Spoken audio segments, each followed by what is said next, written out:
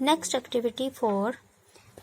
Adapted from the Canterbury Puzzles and Other Curious Problems by Henry and Ernest Dudley. Copyright 1907. अब ये एक और story है, इसे हम पढ़ेंगे। जो लिखा है वो हेनरी रेस्टोनी डेडोनी ने लिखा है 1907 में। Let's start. Long ago there was a inn where pilgrimage often stopped on their way to worship at a famous shrine. During the long evening, as they rested from their journey, they would tell stories and sometimes amuse each other with game and puzzles. On one evening, the company all turned to other pardoner. देखो, अब ये मैंने paragraph read किया। इसमें क्या कहा है कि एक समय, अब जो हेनरी है वो एक पिलग्रिमेज यानी कि तीर्थ स्थान, जहाँ लोग पूजा करते हैं, आराधना करते हैं, है ना। दरगाह ले लो, मंदिर ले लो, मस्जिद ले लो, तो ये पिलग्रिमेज प्लेसेस हैं। तो जो फेमस है वहाँ के जो पूजा करने वाले वर्शिप्स, तो वो लोग है ना, उसमें से जो हेनरी है वो एक दिन क्या होता है, वो आते हैं तीर्थ यात्रा पर से और बहुत थके हुए रहते हैं, लेकिन लोग उन्हें मिलने के लिए कहते हैं और वो ना कह देते हैं, है ना।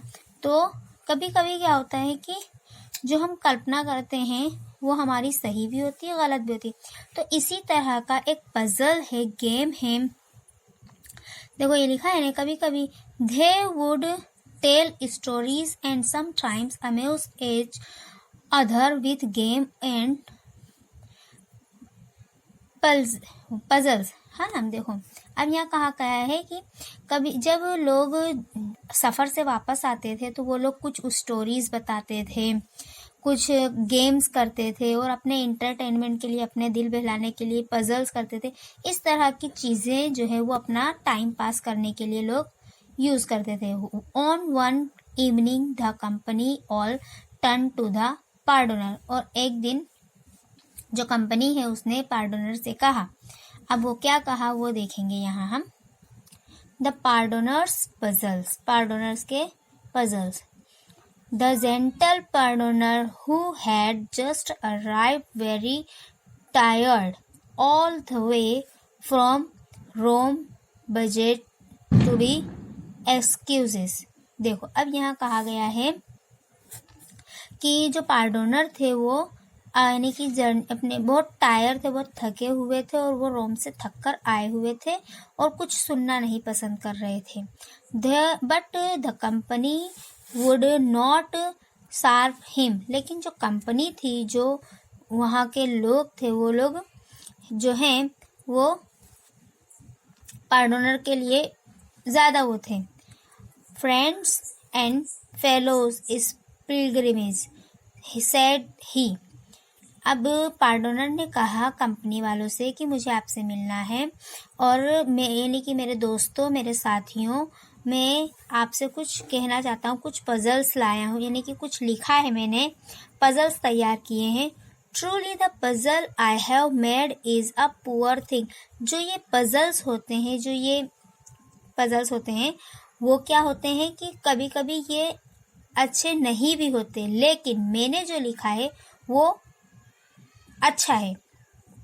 But it's the best that I have been able to create. लेकिन जो मैंने लिखा है वो आप एक बार देख लो, वो अच्छा है, यानी ट्रूली है, वो सही है। Blame my luck of knowledge of such matter if you don't like it. अब उसने क्या कहा कि मैंने जो लिखा है पजल्स वो आप एक बार देख लो, कंपनी वालों को कहा देख लो, और फिर उसके बाद अगर वो सही ना लिखा हो तो तुम मुझ पर और मेरी तालीम पर यानी मेरे इल्म पर डाउट करना, यानी ब्लेम करना, इल्ज़ाम लगाना। But this इन्वेशन was very well received, लेकिन जो पार्डोनर का पजल्स था वो सभी कंपनी वालों को पसंद आया। इट्स वेरी वेल यानी कि बहुत ही अच्छा था। He produce the accompanying plan, और उसके बाद उन्होंने ये कंपनी में प्रोड्यूस किया। And said that it symbolise 64 towns through which he had to passes. अब उन्होंने जो ये पजल्स लिखा है वो 64 मुल्कों की अलामत यानी सिम्बल्स यानी चिन्ह के हिसाब से उन्होंने ये चीज़ तैयार की है। Passes during some of his pilgrimage, आपको ये 64 मुल्कों यानी 64 जो पिलग्रिमेज तीर्थ स्थान है वहाँ से गुजरकर इस पजल्स को पास करना होगा।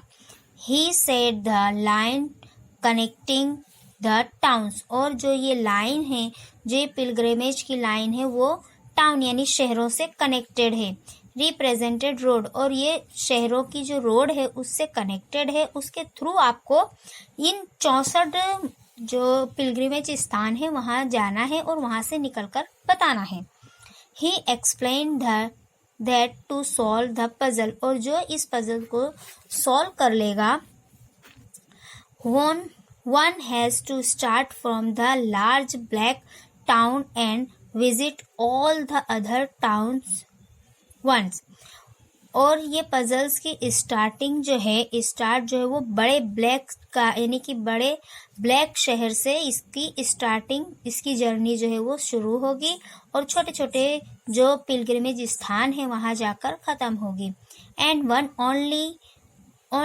Once only in 15 strain pilgrimage, और फिर 15 जो स्ट्रेन यानी कि बड़े तीर्थ हैं पिलग्रिमेज स्थान हैं वहाँ जाकर ये रुकेंगे नहीं। पहले बड़े बड़े स्थान आएंगे फिर छोटे छोटे स्थान आएंगे।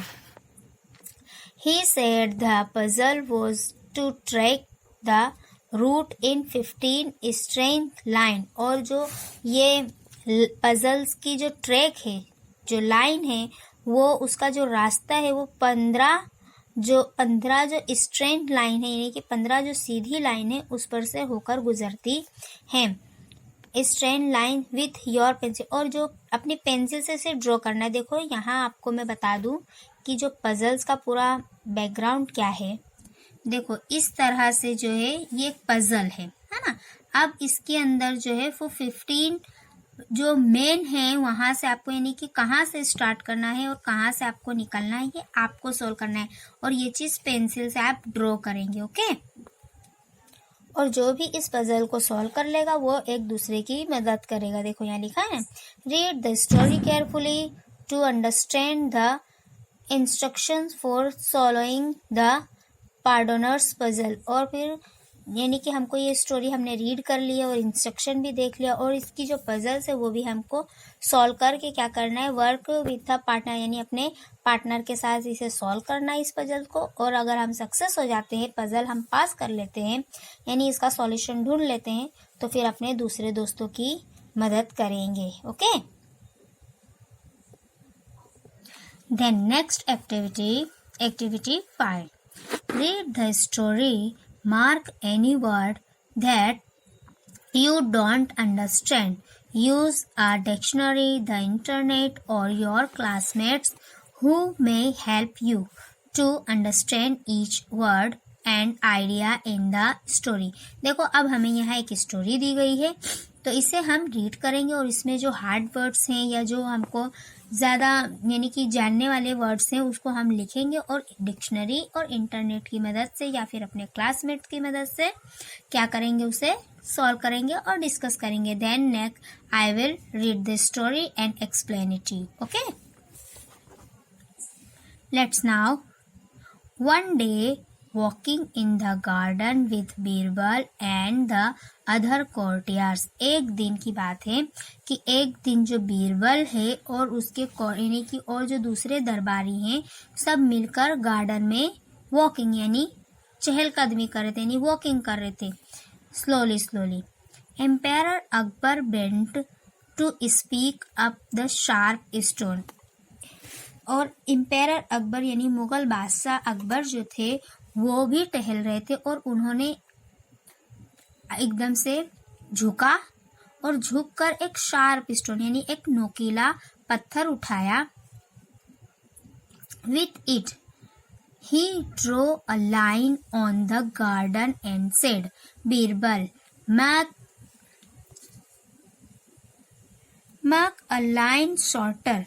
और फिर उन्होंने वो जो नोकीला पत्थर उठाया था उससे क्या किया, एक गार्डन यानी कि चलते चलते यानी कि वहीं साइड एक लाइन ड्रॉ कर दी और बीरबल से कहा कि बीरबल इस लाइन को छोटा करो।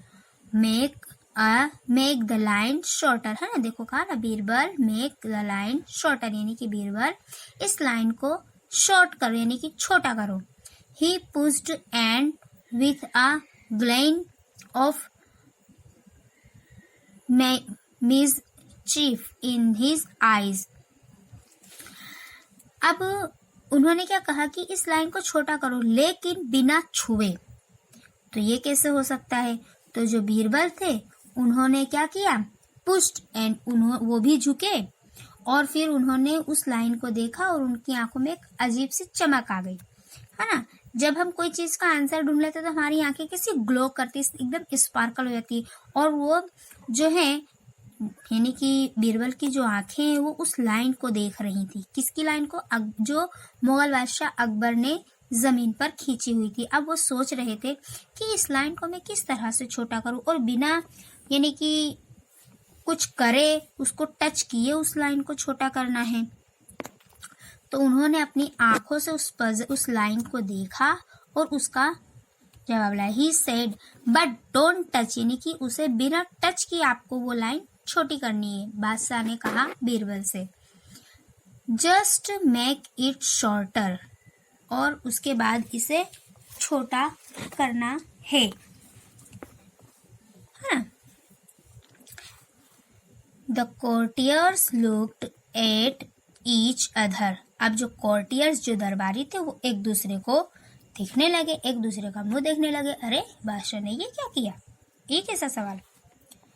Birbal surely couldn't do this. Birbal अब तो इस बार तो ये कर ही नहीं सकता है। सबने ये विचार बना लिया, कुड ही, है ना।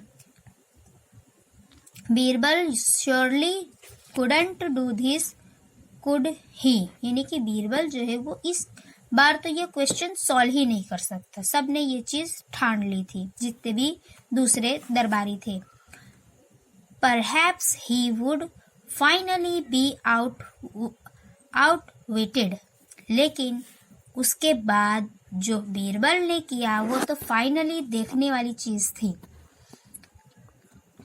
But Birbal calmly bent down to pick up other stone, और बीरबल जो है वो भी क्या करे, झुके और एक स्टोन यानी एक पत्थर उठाया।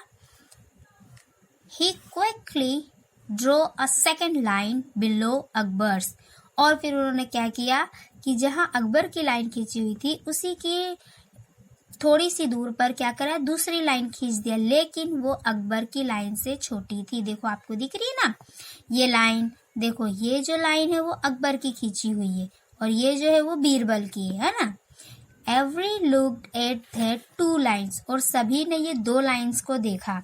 Akbar's line was a clearly shorter than Birbal, और अकबर की जो लाइन थी उससे जो बीरबल की लाइन थी वो छोटी थी, है ना। दिखाई दिया, यानी कि बीरबल जो भी काम करते थे, बादशाह अकबर जो भी क्वेश्चन उनसे पूछते थे, जो भी एडवाइस लेते थे, वो बहुत ही सोच समझ के अपने दिमाग के घोड़ों को दौड़ा कर वो आंसर देते थे। There was a brief silence, और सभी लोग साइलेंट हो गए कुछ देर के लिए, एक दूसरे का मुंह देखने लगे, हाँ। Then अकबर स्माइल, और फिर अकबर हंसे। अकबर बादशाह जो थे वो स्माइल किए यानी मुस्कुराए। I had outsmarted you this time, but you have done it again, और फिर जो बादशाह अकबर है वो हंसे और कहने लगे, इस बार वेरी स्मार्ट यानी कि आउट स्मार्ट यानी कि तुम बहुत ज्यादा होशियार हो बीरबल, और फिर हंसे और कहा, इस बार भी तुमने मुझे हरा दिया।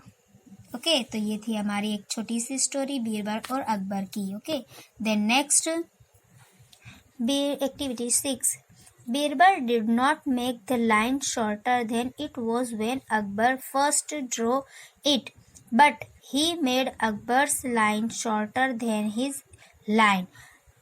बीरबल ने क्या किया, जो है वो मैक यानी कि दूसरी लाइन नहीं, यानी कि वही लाइन को छोटा नहीं किया, बल्कि उसने फर्स्ट लाइन के मुकाबले दूसरी लाइन जो खींची वो अकबर यानी कि अकबर की लाइन से छोटी खींची। Akbar's line can not be said to the short, क्योंकि अकबर की लाइन छोटी नहीं हो सकती थी, है ना। तो इसलिए जो है वो बीरबल ने ही अपनी लाइन को छोटी कर दिया था। It can only B longer और शॉर्टर देन अनदर लाइन, और जो है बड़ी लाइन को छोटी लाइन में दूसरी खींचकर उन्होंने वो कर दिया। Short is not an absolute concept, जो शॉर्ट है वो कोई कॉन्सेप्ट यानी एब्सोल्युटली राइट कॉन्सेप्ट नहीं था। It is a relative concept, वो था जो उस लाइन के प्रति बादशाह अकबर ने जो क्वेश्चन पूछा था तो उन्होंने उसका जवाब दिया था। Akbar's line in shorter relative to Birbal's line, है ना। देखो मैंने कहा ना कि जो लाइन उन्होंने खींचा था और जो बादशाह का क्वेश्चन था उसके हिसाब से ये जो बीरबल ने है वो आंसर दिया था। He as we think about puzzles, और ये पजल का question and problems we want to be sure they are assumption are correct. कभी कभी हमारी जो कल्पना है, assumption यानी कल्पना, हम जो धारणा बनाते हैं तो वो कभी कभी क्या होती है, सही भी हो जाती है और कभी कभी गलत भी हो जाती है ना। We also want to remember that anything cannot be described in absolute terms. They can only be describe in relative time. अब यहाँ क्या कहा है कि जब हम कोई भी कल्पना बनाते हैं अपने रिलेटिव्स के थ्रू, तो वो कभी कभी क्या होती है, सही रास्ते पे भी होती है, गलत रास्ते पे भी, यानी सही भी हो जाती है और गलत भी होती है। यानी कि हमारी कल्पना जो है वो हम अपने मन के अंदर से, यानी हमारी अंतरात्मा से, हमारे दिमाग के थ्रू से हम उसे सोचते हैं। A rich man may think that a dosa is very cheap, but a poor man will think a dosa is a very costly. Cost is a relative concept. देखो अब यहाँ कहा गया है, हमें एक एग्जाम्पल दी गई है जो हमारी कल्पना होती है। जैसे देखो यहाँ अ रिच मैन यानी एक अमीर आदमी होता है और एक गरीब आदमी होता है, या पुअर मैन। तो वो यानी कि अमीर आदमी के लिए डोसा खरीदना इजी है क्योंकि उसके पास पैसे हैं, वो खरीद सकता है। लेकिन वही चीज़, वही डोसा एक गरीब आदमी के लिए, यानी जो सूखी रोटी खाता है, चपाती खाता है, उसके लिए वही डोसा जो है खरीदना बहुत ही मुश्किल हो जाता है। तो यानी कि जो रिच आदमी है, जो अमीर आदमी है, उसकी नज़र में, उसकी कल्पना में जो डोसा है वो क्या है, चीप यानी बहुत छोटा सी है। लेकिन वही चीज़, वही डोसा जो है वो गरीब आदमी की नज़र में बहुत बड़ा है। और इसी वजह से यहाँ कॉस्ट जो दिया गया है वो इस कॉन्सेप्ट का रिलेटिव, यानी कि इस कॉन्सेप्ट में यही बात बताइएगी कि जब जो चीज़ जिसके पास होती है उसे उसकी कद्र नहीं होती, और जो नहीं होती वो उसे कद्र करना सीख लेता है। Next, during winter you may feel the weathers in is very cold. अब विंटर का हम कब फील करते हैं, नहीं जब गर्मी, जब ठंडी होती है, जब ठंड वातावरण होता है, वेदर होता है, तब हमें ठंडी का एहसास होता है, नहीं विंटर का एहसास होता है। But the weather is probably very warm relative to the weather at the South Pole. लेकिन अभी जैसे हमारे यानी एक पोल से दूसरे पोल, यानी साउथ पोल से नॉर्थ पोल के अंदर क्या होगा, वेदर चेंज होगा। अगर नॉर्थ पोल में विंटर है तो साउथ पोल में क्या होगा, गर्मी होगी, यानी कि समर होगा, है ना, क्योंकि दोनों डायरेक्शन चेंज है। तो इस वजह से यानी कि जरूरी नहीं है अगर हमको विंटर का एहसास हो रहा है तो दूसरे पोल में, नहीं साउथ पोल में भी विंटर का ही एहसास हो, दूसरे राज्य में भी ठंडी का ही एहसास हो, ऐसा नहीं होता है, क्योंकि हर जगह वेदर चेंज होता है और पृथ्वी जो है वो रोटेशन करती है, रिवोल्यूशन करती है। इस वजह से हमारा वेदर, हमारा जो सीज़न है वो भी चेंज होता है और डे एंड नाइट जो है वो भी चेंज होते हैं।